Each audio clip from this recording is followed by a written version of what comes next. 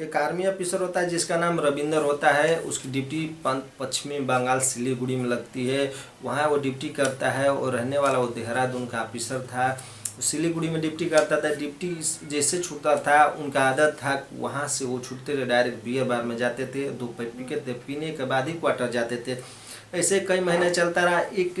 एक ही दिन उसे एक लड़की मिली थी। वो लड़की जैसे ही रविंदर थे बैठ के पी रहे थे, वो लड़की उनके पास आती थी, आई और बोली कि आप लगता है कि कोई आप ऑफिसर हो। तो जो रविंदर होता है ऐसा बोलता है कि हाँ मैं एक सरकारी ऑफिसर हूँ, तुम यहाँ क्या कर रहे हो, तुम्हारी तो उम्र बहुत ही कम है।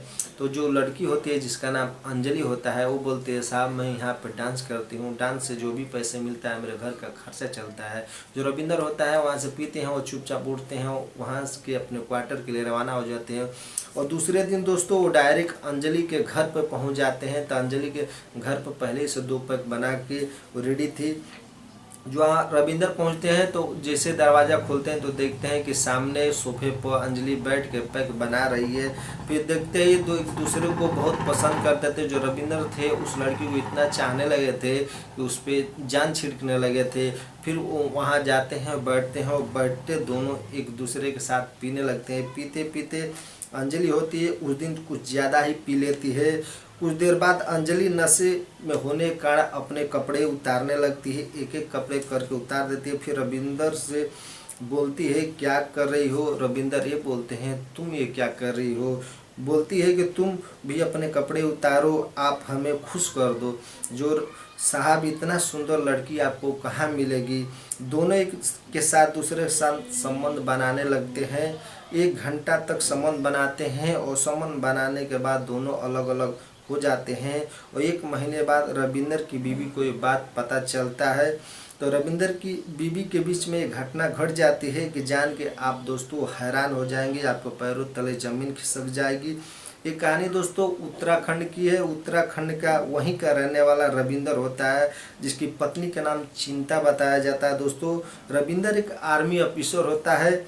रविंदर की ड्यूटी पहले देहरादून में थी और देहरादून से उसकी ड्यूटी ट्रांसफर होकर पश्चिम बंगाल में सिलीगुड़ी में लग गई थी। रविंदर के 2 बच्चे भी थे दोस्तों, रविंदर के 2 बच्चे भी थे। रविंदर सिलीगुड़ी में ही ड्यूटी करता था और ड्यूटी जैसे ख़त्म हो जाती थी तो दोस्तों अपनी बीवी से बात जरूर करता था। बात करते करते डेली का उसका कार्य था कि जैसे उसकी ड्यूटी ख़त्म हो जाती है तो बीवी के पास फ़ोन जरूर करता था।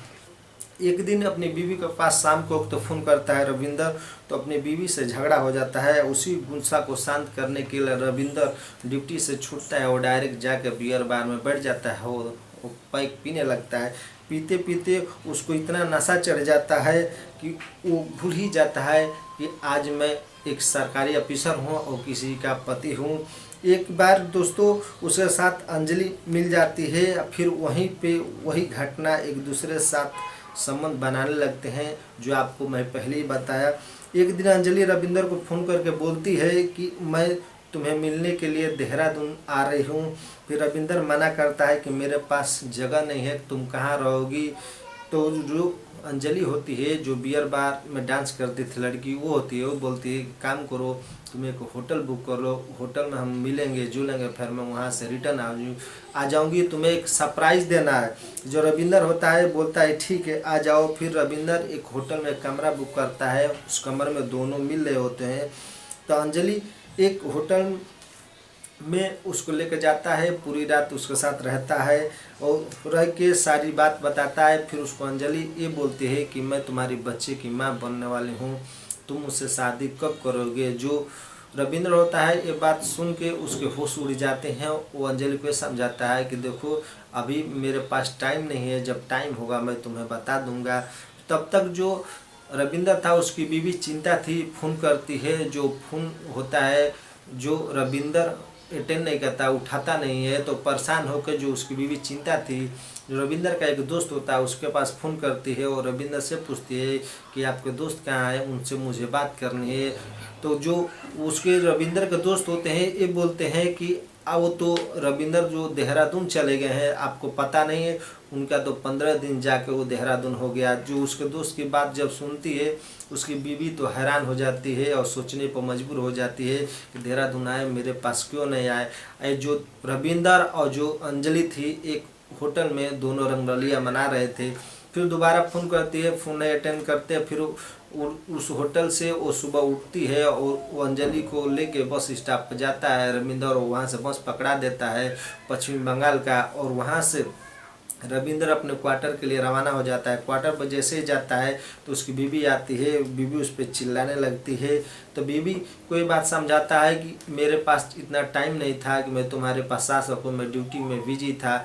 जो उसकी बीवी को जो उसका दोस्त था वो बताया था कि एक बियर बार में जाते थे और वहीं पे एक लड़की से उनकी मुलाकात हो गई, उससे बातचीत होती है। तो वो शक के दायरे से उसकी बीवी वहाँ पे पहुँची थी। फिर दोस्तों कुछ दिन बाद जो अंजलि होती है फिर फ़ोन करती है, तो फ़ोन करके फिर वहाँ से पश्चिमी बंगाल से देहरादून आ जाती है। फिर देहरादून आ जाती है तो फिर होटल में वो लोग जाते हैं, अपने शारीरिक संबंध बनाते हैं। बनाने के बाद फिर अंजलि को लेके पूरे दिन जो रविंदर होता है घूमता है। घूमने के बाद कोर्ट मैरिज जो होता है वहाँ पे जाके कोर्ट मैरिज करता है। कोर्ट मैरिज के बाद डायरेक्ट घर पे लेके जाता है, और घर पे ले जाने के बाद सारी बात अपनी बीवी को बता देता है कि देखो चिंता, मैं इससे प्यार करता हूँ, ये मेरे बच्चे की माँ बनने वाली है। मेरे साथ तो गलती हुई है और इससे भी गलती हुई है, और मुझसे भी बहुत बड़ी गलती हुई कि मैं एक बीबी बाल बच्चे वाला था, मैं अंजलि को नहीं बताया। इसके साथ मैं शारीरिक संबंध बना लिया। अब तुम्हारे सामने लेकर आया हूँ, जो मुझे तुम्हें दंड देना है मुझे दंड दे सकती हो, अपना आनंद अपना सकती हो। जो चिंता थी, बहुत ही समझदार, वो पढ़ी लिखी औरत थी। वो बोलती है ठीक है, अब हम दोनों बहनें रह लेंगे, आप एडजस्ट कर लीजिएगा। तो बड़े हंसी खुशी से जो रविंदर है अंजलि और चिंता के साथ रह रहे हैं, उनके दोनों बच्चे और तीसरा बच्चा आने वाला है। दोस्तों मेरा मकसद है नहीं आप लोग को ठेस पहुँचाऊँ, मेरा मकसद है आप लोग को जागरूक कर सकूँ। समाज में ऐसे ऐसे कृत्य देखने को मिलते